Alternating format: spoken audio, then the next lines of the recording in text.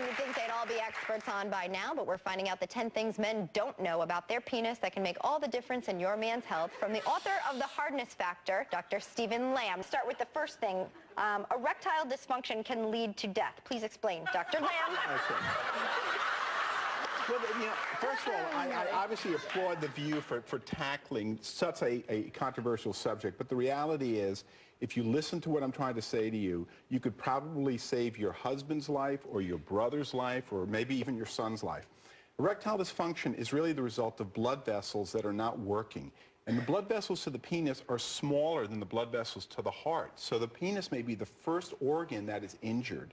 We've had many, many patients who developed erectile dysfunction, have gone to the doctor, have been worked up, and their lives have been saved because their coronary arteries now did not have a heart attack. So it's a sign of something that could be going on. So this is an issue that is certainly not a laughing matter for the man who's got it or their partner, but the reality is it's a sign. It's associated with high blood pressure, high cholesterol, smoking, obesity, sleep apnea, all these other conditions, so it's really not a laughing matter. Okay. But at what point do you say, okay, this is not just, I'm not stressed, I'm not overworked, I really need to go see a doctor? Very good question. Every man has had a failure, whether they're 20 or 30. What happens, erectile dysfunction, is the consistent inability to be able to perform when they really need to. So it's not an occasional failure. The person's all of a sudden not really having an effect after 3 months, 4 months. It's time to go to the doctor. Don't be ashamed. Your life can be saved. Okay. Let's move on to the second. Men have about 11 erections a day. What does it have to do with just typical health? Erections are really just not about having sex. In other words, there's an erection center in the brain. There are nerves going down the spinal cords. And that explains why men wake up in the morning or throughout the night with maybe 4 or 5 erections. You can take advantage of that, by the way.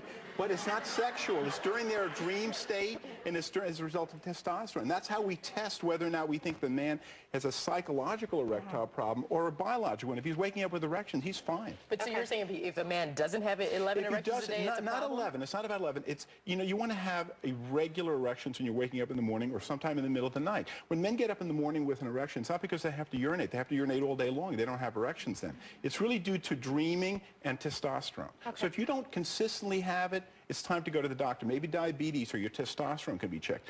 40% of men 45 and older have low testosterone. Okay. What if he's having, like 3? 3 is great. Don't worry about counting. We're afraid. The guy's gonna. I mean, men like to count regular. things. No, don't start counting, gentlemen. Okay. They're gonna get competitive over that. One good one is fine. You see?